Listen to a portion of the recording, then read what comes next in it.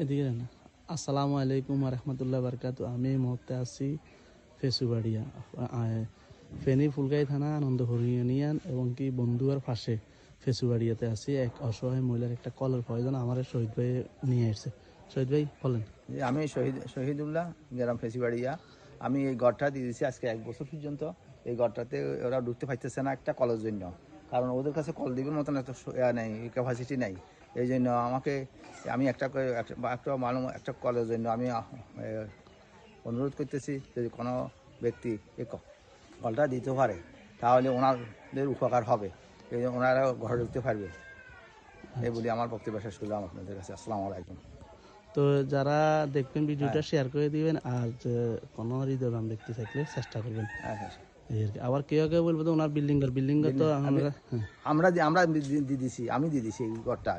আচ্ছা হ্যাঁ, এরা আজকে 1 বছর দিয়ে দিছি, যে মানে ওরা মানে আসতে পারে না, একজন 10-15-20 বছর কিন্তু সার চেষ্টা করে আসতে পারে না, এই কষ্টটা আমি দিয়ে দিছি।